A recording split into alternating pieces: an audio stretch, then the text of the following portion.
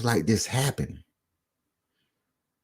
shifts in power, it's gonna go from United States, big mega dog, big power, superpower, China, mega dog, superpower. Now, India gonna get the next chance, maybe 10, 20, 30 years from now, superpower, because technology is doing nothing but shifting. So you got to think about all the corporations, probably just a board of people that own a lot of money, own a lot of assets, you know what I'm saying, make the big calls in these rooms that we can't go in, that's sitting on these board of directors saying, hey, look, you control this here country, I'm gonna control this country, my next power move gonna be in this country, and my next power move gonna be in this country. You hear me? So you ain't got number four poles, north, west, south, and east. You hear me? So at the end of the day, by them creating this AI, and you got to understand, Microsoft just ousted Sam Altman, the creator of ChatGPT, OpenAI, DALL-E. You hear me? So when you just one person against a board of directors in a corporation, ain't nothing you can really do. But the only thing he got on them is his mind. So sometimes you can get them 97, 98%, but you can't give them that 2% that you got for yourself, because you know how it runs, you know how it works. So a lot of people was saying, okay, I'm ready to go with Sam. You hear me? Then Microsoft saw that. So they like, well, hey man, we might want to keep him, but he can only have so much power over such and such. You feel me? So let me just let you know. That's why it's good for you as a creator to start creating your own platform. And they will make you a billionaire. They will make you a millionaire because you got something they want. But at the same time, is it going to do good for the human society? Is it going to be a good thing for humanity? Or is it going to be an evil thing? You hear me? So dealing with this AI, what is it going to really evolve into?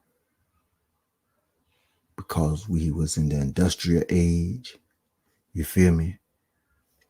The internet age.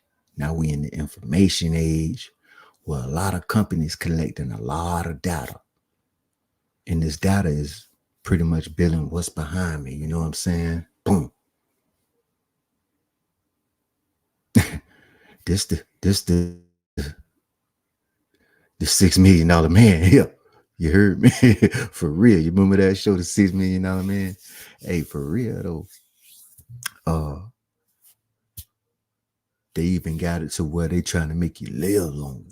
Elon Musk with the Neuralink, going to Mars.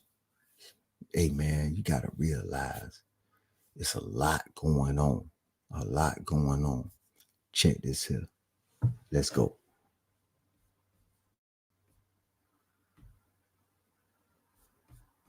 Get y'all back into this. And let's get to right here. Try to get rid of some of these commercials. Stores and offices. At a college in Goshen, Indiana, a group of local business and political leaders come together to try to understand the impact of AI and the new machines. Molly Kinder studies the future of work at a Washington think tank. How many people have gone into a fast food restaurant and done a self-ordering. Anyone? Yes? Panera, for instance, is doing this. Cashier was my first Panera job. bread. And where I live in Washington, D.C., it's actually the #1 occupation for the greater D.C. region. There are millions of people who work in cashier positions.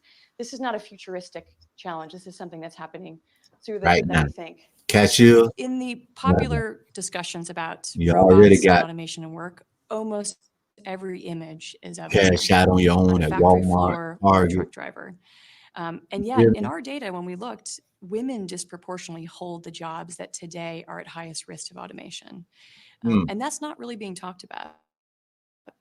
And that's in part because women are overrepresented in some of these marginalized occupations, like AI a taking over cashier all or the a women fast food jobs. worker, Cash and front also desk, in large numbers in clerical remote jobs in offices, HR clerks. departments, payroll, finance. A This lot of that is more routine processing information, processing paper, transferring data. That has huge potential for automation.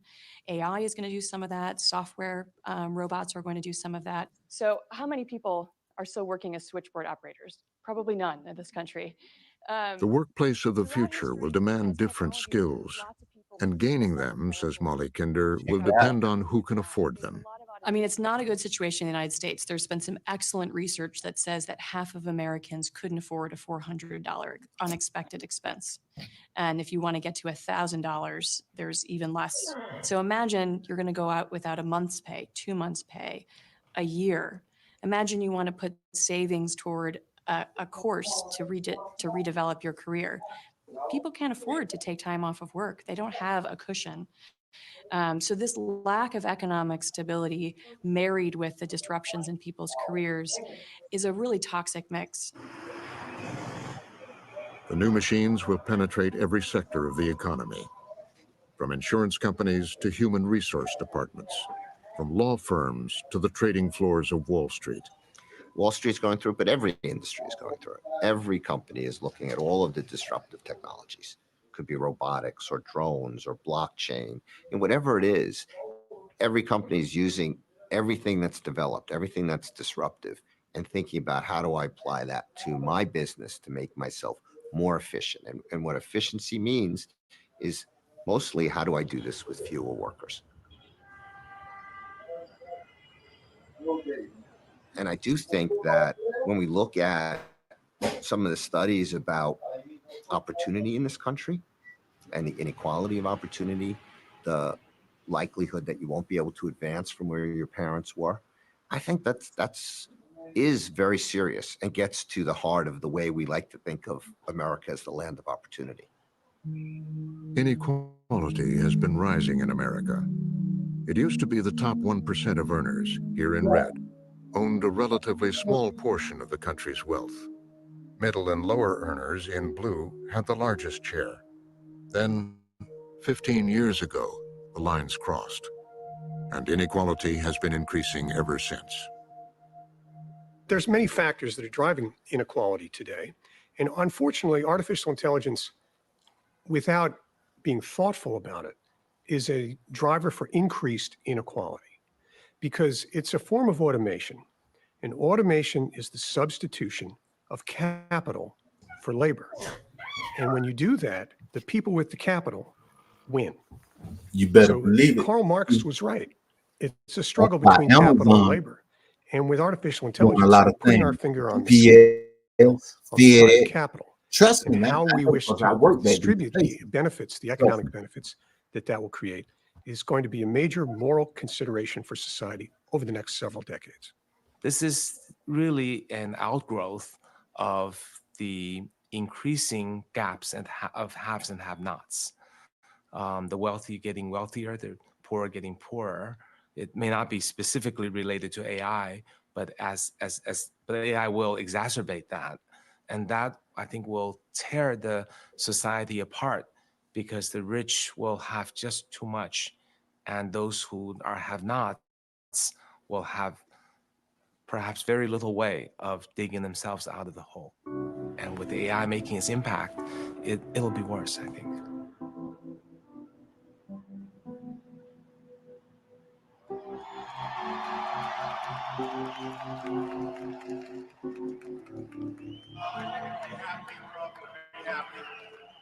I'm here today for one main reason, to say thank you to Ohio.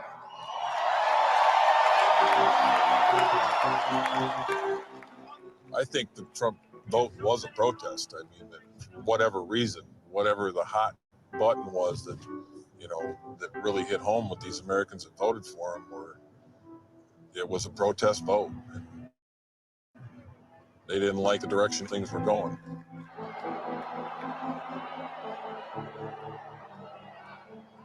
I'm scared. I'm going to be quite honest with you. I worry about the future of not just this country, but the entire globe. If we continue to go in an automated system, what are we going to do? Now I've got a group of people at the top that are making all the money, and I don't have anybody in the middle that can support a family. So do we have to go to the point where we crash to come back? And in this case, the automation's already going to be there, so I don't know how you come back. I'm really worried about where this leads us in the future. For real now. You heard me? Better step out, give me a little snackety likety. You heard me? A little snack. Check this out. The future is largely being shaped by a few hugely successful tech companies. They're constantly buying up successful smaller companies and recruiting talent. Between the US and China, they employ a great majority of the leading AI researchers and scientists. In the course of amassing such power, they've also become among the richest companies in the world. AI really is the ultimate tool of wealth creation. Think about the massive data that Facebook has on user preferences and how it can very smartly target an ad that you might buy something and get a much. Listen, man. That's why I had to bring y'all this here. You got Facebook, Google, all these big time TikTok. You hear me? Snapchat, Amazon. All they do is sit back and collect data. So what you have in your mind, and as soon as you post it on social media, that's why they got, do you wish this app to track you? And even though you probably say no, but the app's still gonna track you. You know why? Because of the simple fact. When you go online to order something off Amazon or order you something from one of them websites, it don't track you. So next time you go on one of them social platforms, it's going to, boom, pop an ad up. And guess what? That same ad going to have something similar to what you previously brought. Because you're a consumer. United States are the number one consumers in the world. The black culture, the African American culture, are the number one consumers in the United States. Because, hey, they say, hey, man, we want to live good. We want to live like the Joneses. You hear me? The Johnsons. You feel me? So understand what I'm getting at. They collecting our data and using it against us. I'm just going to leave it right there, but they're going to tell you some more. You got to be sharp in this game. They say, well, hey, if you can't beat them, join them. And I'm going to tell you like this. If you're going to join them, invest your money in the ETF, the VOO, the SPY, the 500 companies that's top in the United States of America. And do your research, do your due diligence. I am not a fiduciary. I'm not a financial advisor. But what I do want you to do is think before you spend. Let's go.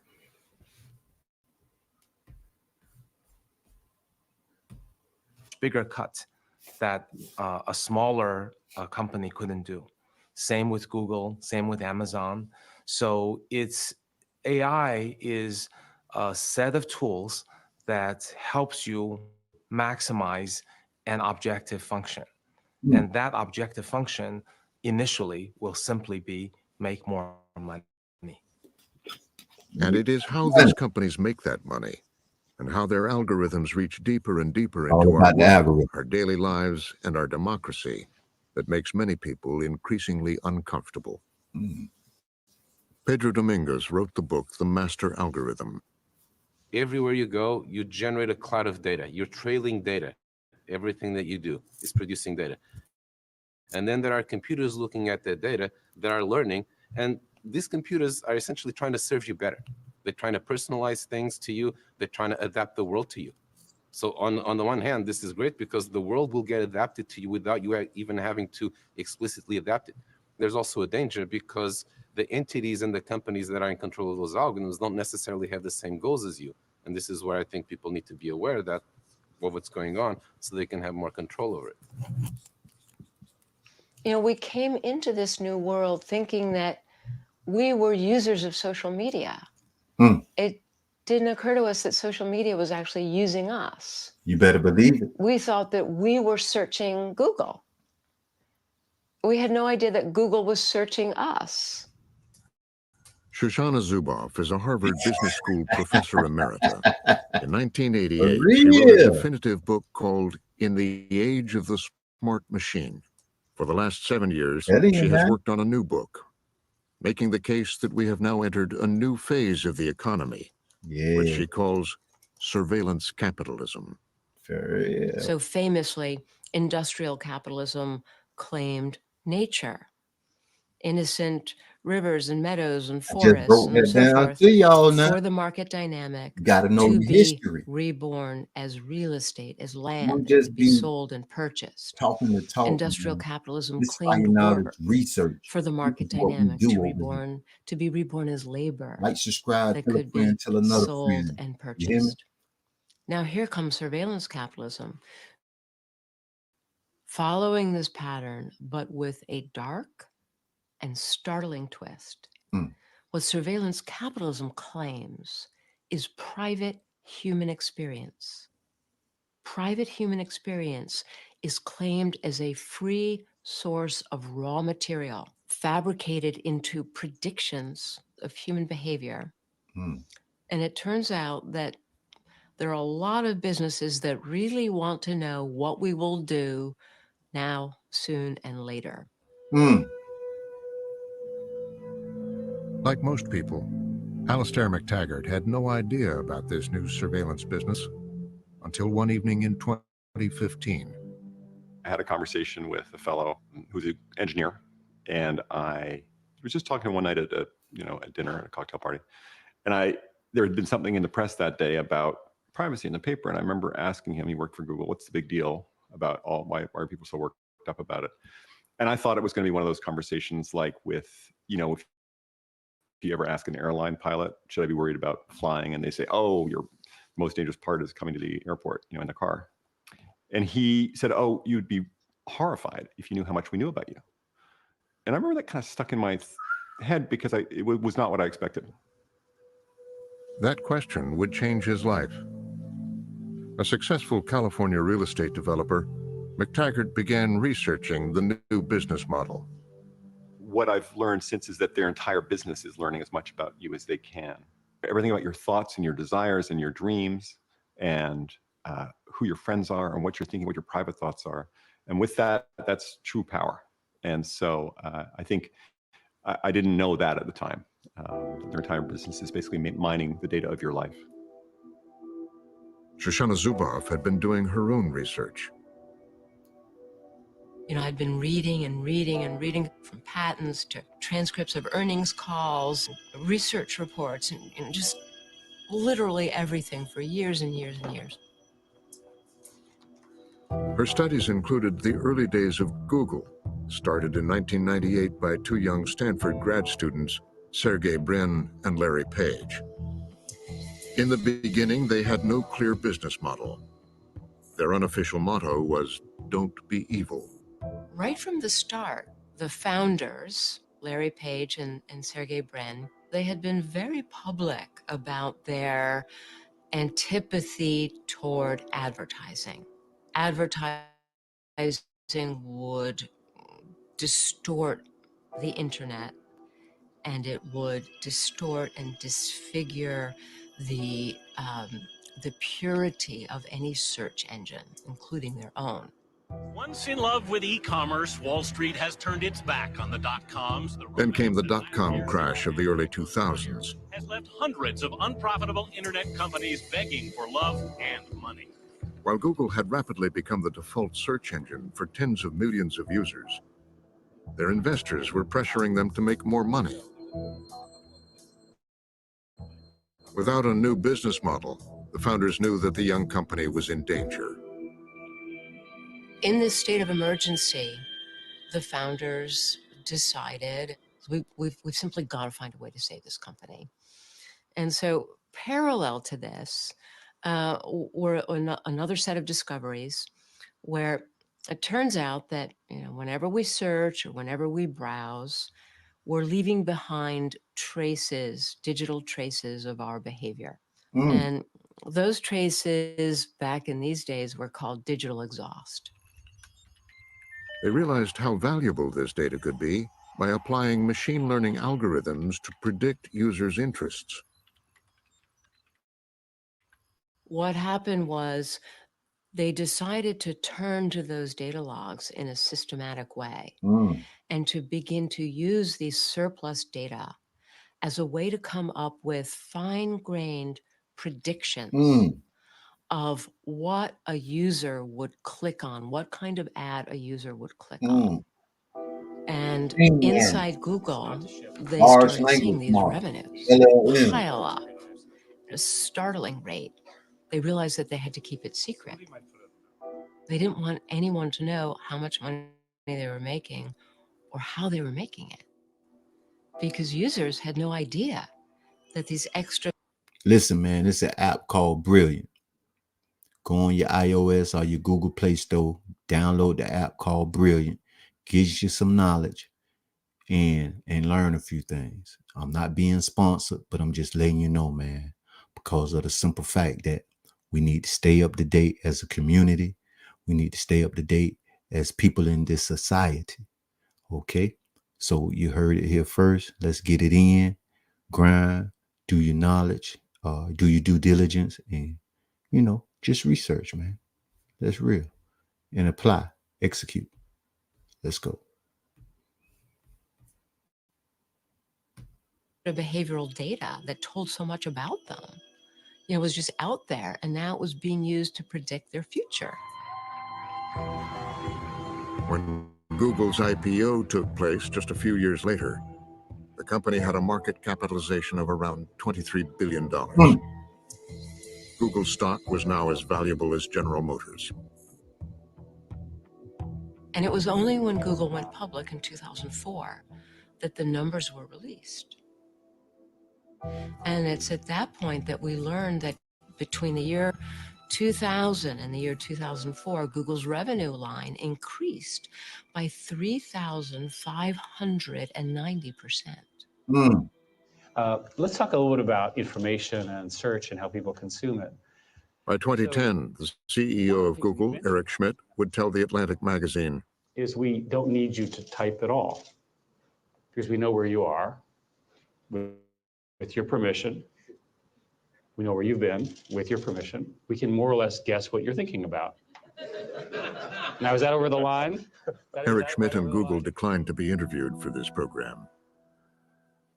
Google's new business model for predicting users' profiles had migrated to other companies, particularly Facebook.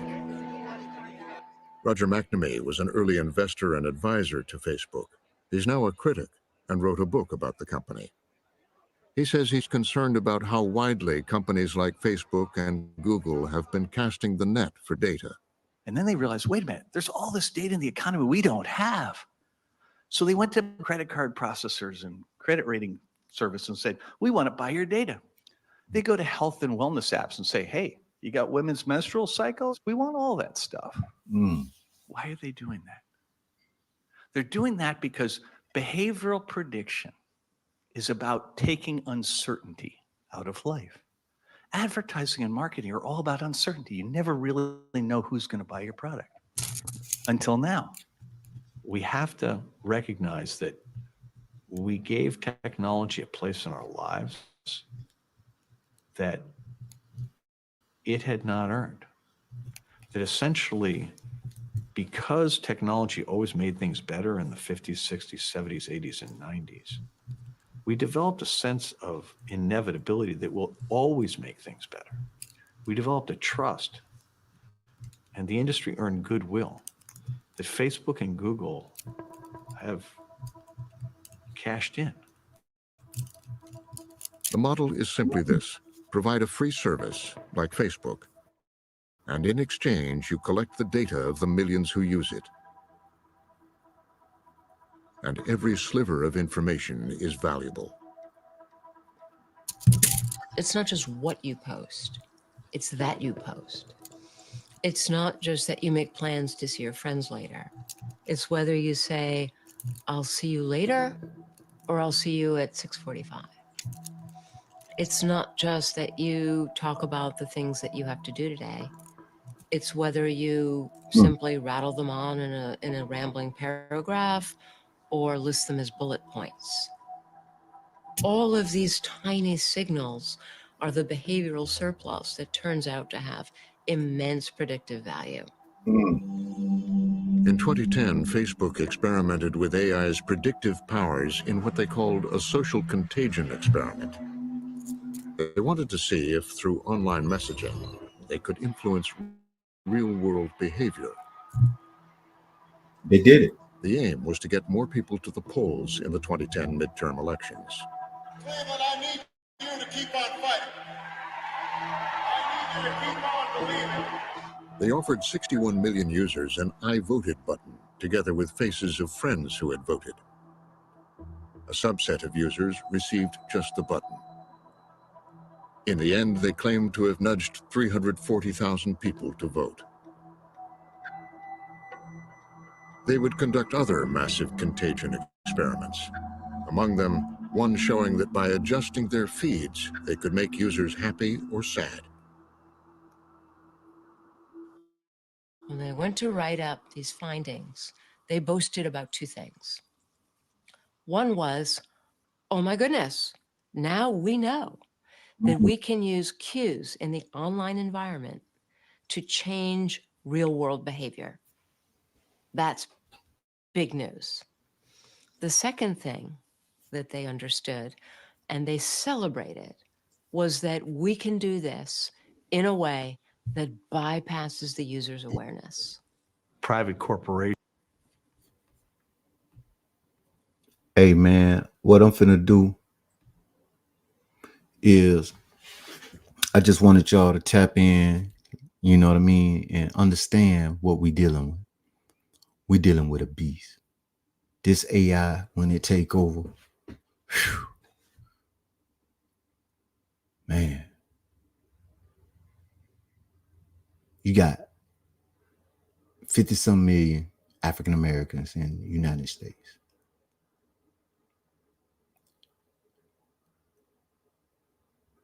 At least 600-700 million in the United States.